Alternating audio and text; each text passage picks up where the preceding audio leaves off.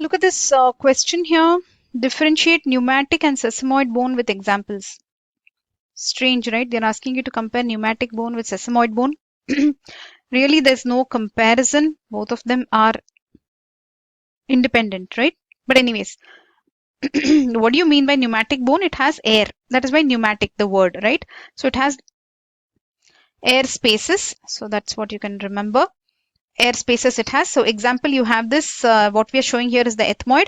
So you have other examples like the maxilla, the sphenoid and the ethmoid. What you're seeing here is the ethmoid. Okay. So basically what does this bone have? Air space. So here you can write for sesamoid bone, no air space. Okay. What exactly is sesamoid bone? I think you already know. So you have this patella example, which is forming in the tendon, right, of the muscle at this joint space, at the joint. So what is happening? This is the quadriceps tendon here, right? Quadriceps muscle has this quadriceps tendon. In this tendon, you have a small bone forming. That is, example is patella. This is a sesamoid bone. Basically, it wants to remove the stress from this tendon. So that is what its job is. So are there S spaces in sesamoid bone? No. So we wrote that as a no because they have asked comparison or differentiate. We want to create a table only and explain. Okay. So basically, like we told you, sesamoid bone forms, right? It forms in the tendons at joint. So it forms later. So will you see it at birth? No. But this pneumatic bone is there from birth. You got it right? Is it going well? How's it going, people? I hope you're understanding. We're trying to compare pneumatic bone and sesamoid bone. For what reason?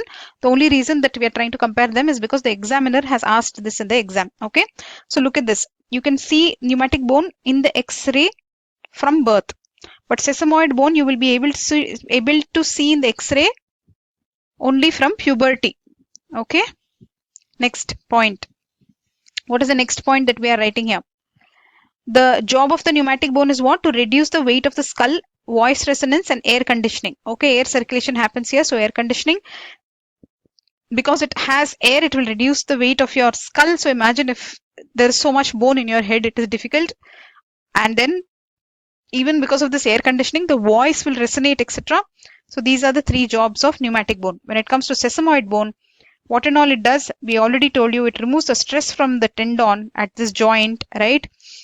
And then you can also check age because you know it should appear after puberty. And if there is delay in puberty, you should be seeing delay in the appearance of this bone also. Okay, something like that the textbook says. So what are the examples? We already told you for pneumatic bone, the examples are maxilla, sphenoid, ethmoid. Ethmoid is shown in this diagram. Then you have sesamoid bone examples. You have the patella, that is at the knee joint, and then you have the pisiform, which is in the carpal bones of your wrist. Okay, there are other sesamoid bones which really don't have names, but there can be many sesamoid bones. Okay, not all of them have proper names. So you remember only two things: patella, pisiform. Remember, when will you see? After puberty, all PPPs. Okay. So this is the comparison that we tried to draw because in the exam they have asked, we have tried to create this differentiation.